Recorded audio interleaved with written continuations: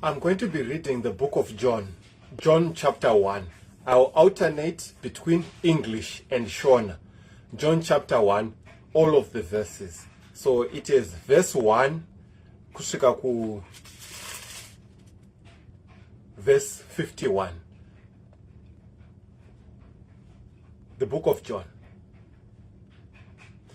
In the beginning was the Word, and the Word was with God, and the Word was God. He was with God in the beginning. Through him all things were made. Without him nothing was made that has been made. In him was life, and that life was the light of men. The light shines in the darkness, but the darkness has not understood it. Pakutanga shoko rakanga riripo.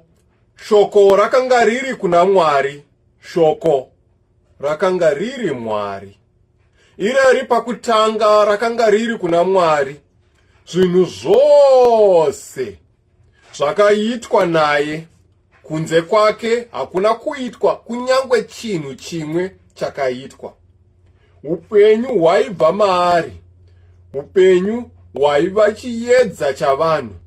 Chiedza chinovhenekera murima, asi rima harina kuchikunda. There came a man who was sent from God. His name was John. Kwakanga kone munhu wakatumwa naMwari, zita rake ainzi Johani.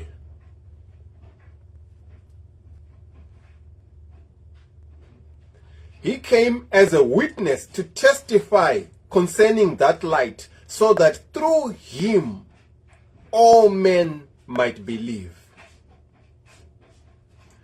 Uyo wakanga asati ari icho chiedza, asi wakatumwa kuti apupure chiedza. He himself was not the light. He came only as a witness to the light. Kwakanga kune munhu wakatumwa naMwari, zita rake rainzi Johani. Uyo wakauya kuzopupura kuti apupure chiedza, kuti vose vatende naye. Uyo wakanga asati ari icho chiedza, asi wakatumwa kuti apupure chiedza. Icho chaiva chiedza chezokwadi, chinovhenekera munhu mumwe nomumwe pakusvika kwacho panyika. Wakanga ari panyika, asi nyika haina kumuziva. He himself was not the light. He came only as a witness to the light. The true light that gives light to every man was coming into the world. He was in the world, and though the world was made through him, the world did not recognize him. Wakanga ari panyika, asi nyika haina kumuziva. Wakauya kuneve kwake, asi vanhu vake havana kumugamuchira. He came to that which was his own, but his own did not receive him. Yet to all those who received him, to those who believe in his name, he gave the rights to become children of God. Children born not of natural descent, nor of human decision or husband's will, but born of God. Wakauya kune zvake, asi vanhu vake havana kumugamuchira. Asi vose vakamugamuchira, wakavapa simba kuti vave vana vaMwari. Ivava vanotenda kuzita rake, avo vasina kuberekwa neropa, kana nokuda kwenyama, kana nokuda kwemurume, asi naMwari. Children born not of natural descent, nor of human decision or a husband's will, but born of God. The Word became flesh and made his dwelling among us. We have seen his glory, the glory of the one and only who came from the Father, full of grace and truth. Shoko rakazova nyama, rikagara pakati pedu, tikaona kubwinya kwake, kubwinya shoko wakaberekwa, kubwinya soko wakaberekwa, mumwe chete wa Baba, azere nenyasha nezokwadi. The Word became flesh and made his dwelling among us. We have seen his glory, the glory of the one and only who came from the Father, full of grace and truth.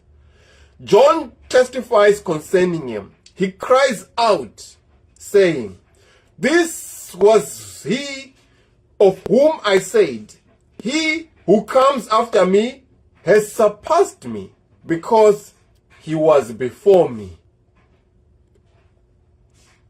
Johani akamupupurira akadanidzira achiti, "Uyu ndiye wandaireva ndichiti, uyu unouya shure kwangu, wakavepo mberi kwangu, nokuti wakanditangira."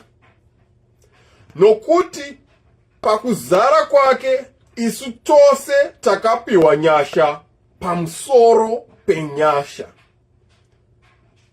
John testifies concerning him. He cries out saying, "This was he of whom I said, he who comes after me has surpassed me, because he was before me." From the fullness of his grace, we have all received one blessing after another. For the law was given through Moses. Grace and truth came through Jesus Christ. Nokuti murayiro wakapiwa na Moses, asi nyasha nezokwadi zvakauya na Jesu Kristu. No one has ever seen God, but God, the one and only, who is at the Father's side, has made him known. Hakuna munhu wakatongoona Mwari chero nguva ipi. Mwanakomana wakaberekwa mumwe woga ari pachipfuva cha Baba ndiye wakamuzivisa isu. Now, this was John's testimony when the Jews of Jerusalem sent priests and Levites to ask him who he was. He did not fail to confess, but confessed freely, "I am not the Christ." Uku ndiko kupupura kwa Johani. Musi vaJudha vakamutumira kwaari vapirisita navaRevhi vachibva Jerusarema kundomubvunza kuti, "Iwe ndiwe aniko?" Akatenda pachena, haana kuramba. Akatenda pachena achiti, "Handizi Kristu." Now, this was John's testimony when the Jews of Jerusalem sent priests and Levites to ask him who he was. He did not fail to confess, but confessed freely, "I am not the Christ." They asked him then, "Who are you? Are you Elijah?" He said, "I am not."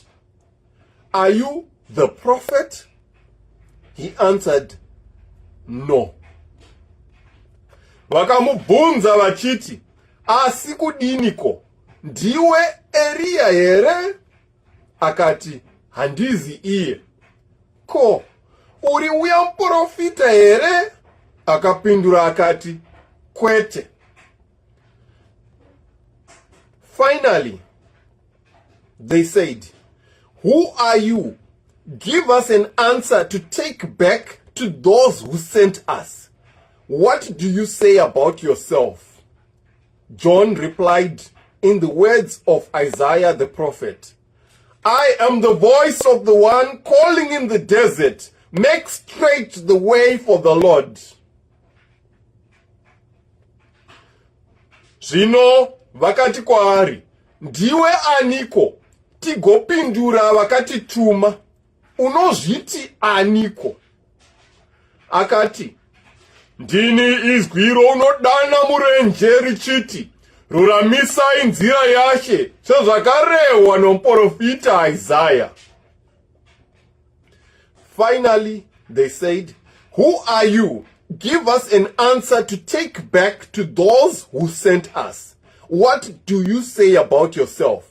John replied, in the words of Isaiah the prophet, I am the voice of one calling in the desert, make straight the way for the Lord. Now, some Pharisees who had been sent questioned him, why then do you baptize if you are not the Christ, nor Elijah, nor the prophet? I baptize with water, John replied, but among you stands one you do not know.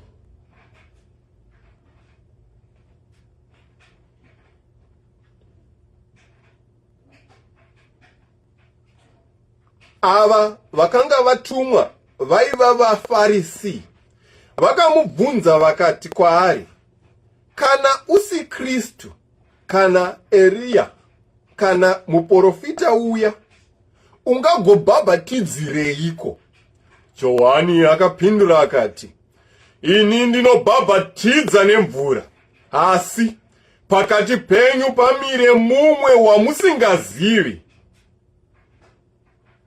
Ndiye unouya shure kwangu, asi uri mberi kwangu, wandisina kufanira kuti ndisunungure rukanda rweshangu yake.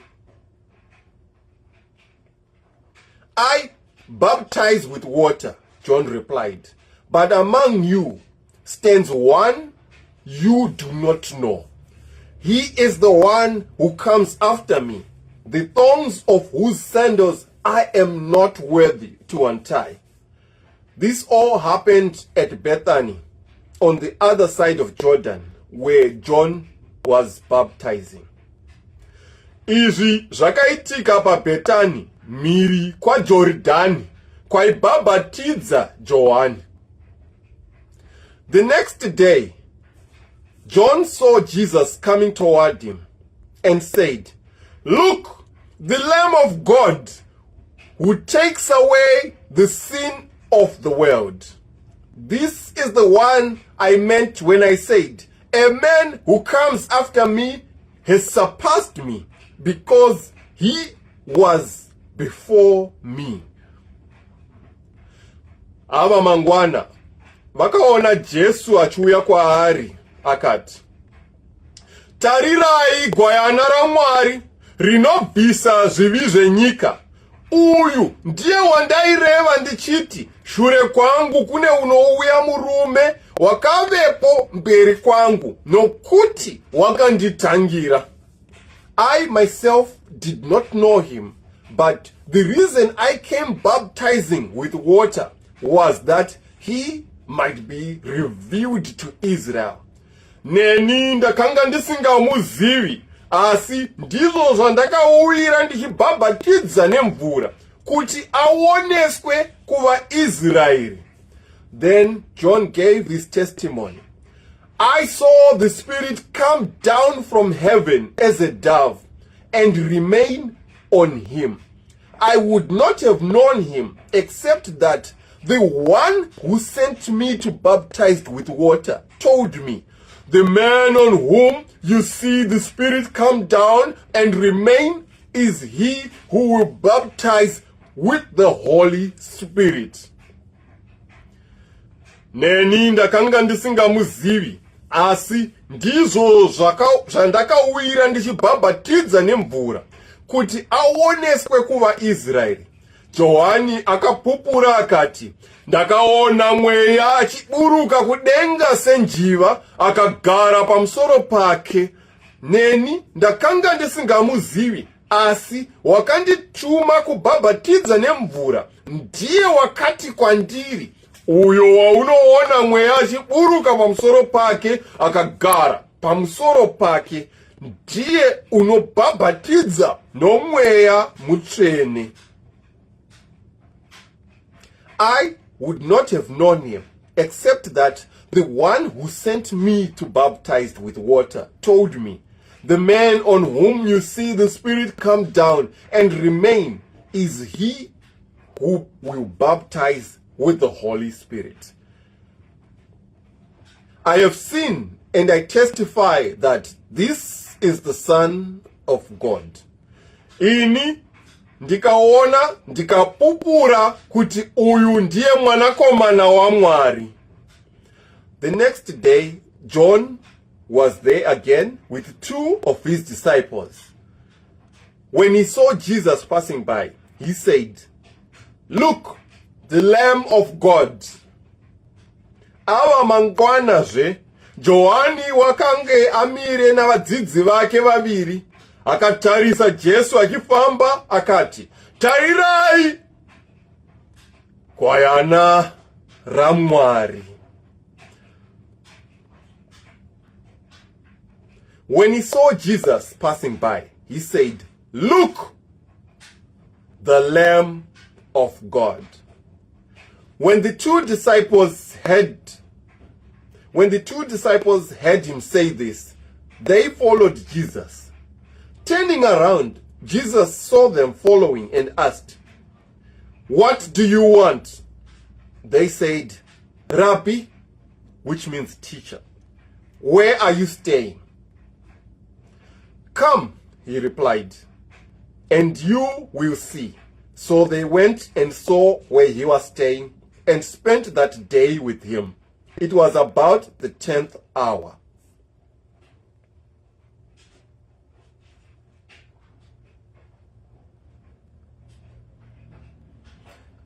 Akatarisa Jesu akifamba akati, "Tarirai, Gwayana raMwari." Ivavo vadzidzi vaviri vakamunzwa achitaura vakatevera Jesu. Jesu akatendeuka akavaona vachitevera akati kwavari, "Munotsvakeiko?" Ivo vakati kwaari, "Rabhi," ndokuti mudzidzisi, kana zvichishandurwa. "Rabhi, munogarepiko?" Akati kwavari, "Uyai muone." Vakaenda vakandoona kwaigara, vakagara naye zuva iro. Yakanga iri nguva inenge yegumi. "Come," he replied, "and you will see." So they went and saw where he was staying and spent that day with him. It was about the 10th hour. Andrew, Simon Peter's brother, was one of the 2 who heard what John had said and who had followed Jesus. Mumwe waiva wevaviri vakanga vanzwa Johani vakatevera waiva Andreas, munun'una wa Simon Petro. The first thing Andrew did was to find his brother Simon and tell him, "We have found the Messiah," that is, the Christ. And he brought him to Jesus. Jesus looked at him and said, "You are Simon, son of John. You will be called Cephas," which when translated is Peter. Mumwe waivavo wevaviri vakanga vanzwa Johani vakamutevera vaiva Andreas, munun'una wa Simon Petro. Iye akatanga kuwana Simoni mukoma wake akati kwaari, "Tawana Mesiya," ndokuti Kristu kana zvichishandurwa. Tawana Mesiya. Akamuisa kuna Jesu. Jesu akamutarira akati, "Ndiwe Simon, mwanakomana wa Jona. Uchanzi Kefasi," ndiko kuti dombo kana zvichishandurwa. The next day, Jesus decided to leave for Galilee. Finding Philip, he said to him, "Follow me." Ava mangwana akada kuenda Galirea, akawana Filipo. Jesu akati kwaari, "Nditevere." Philip, like Andrew and Peter, was from the town of Bethsaida. Philip found Nathanael and told him, "We have found the one Moses wrote about in the law, and about whom the prophet also wrote, Jesus of Nazareth, the son of Joseph." Filipo wakanga ari we Bethsaida, guta ra Andreas na Petro. Filipo akawana Nathanael akati kwaari, "Tamuwana iye wakanyorwa zvake na Moses pamurayiro navaprofita, iye Jesu weNazareta, mwanakomana waJosefa." Philip found Nathanael and told him, "We have found the one Moses wrote about in the law, and about whom the prophets also wrote, Jesus of Nazareth, the son of Joseph." Nazareth? Can anything good come from there? Nathanael asked. "Come and see," said Philip. Nathanael akati kwaari, "Kune chinhu chakanaka chingabva Nazareti here?" Filipo akati kwaari, "Uya uone." When Jesus saw Nathanael approaching, he said of him, "Here is a true Israelite, in whom there is nothing false." Jesu akaona Nathanael achiuya kwaari akamuti, "Tarirai, muIsraeri wezokwadi, usino kunyengera maari." When Jesus saw Nathanael approaching, he said of him, "Here is a true Israelite, in whom there is nothing false." "How do you know me?" Nathanael asked. Jesus answered, "I saw you while you were still under the fig tree, before Philip called you." Nathanael akati kwaari, "Mandizivirepiko?" Jesu akapindura kwaari, "Filipo asati akudana, uri munyasi momuonde, ndakuona." Then Nathanael declared, "Rabbi, you are the Son of God. You are the King of Israel." Jesus said, "You believe because I told you I saw you under the fig tree. You shall see greater things than that." Nathanael akampindura akati, "Rabbi, ndimi mwanakomana wa Mwari, ndimi Ishe wa Israeli." Jesu akapindura akati kwaari, "Unotenda iwe nokuti ndakati kwauri ndakuona munyasi womuonde here? Uchazoona zvikuru kuna izvozvo." He then added, "I tell you the truth, you shall see heaven open and the angels of God ascending and descending on the Son of Man." Akati kwaari, "Zvirokwazvo ndinoti kwamuri, kubva zvino muchaona kudenga kwazarurwa navatumwa vaMwari vachakwira nokuburuka pamusoro pomwanakomana womunhu." That was our reading. Thank you very much for listening.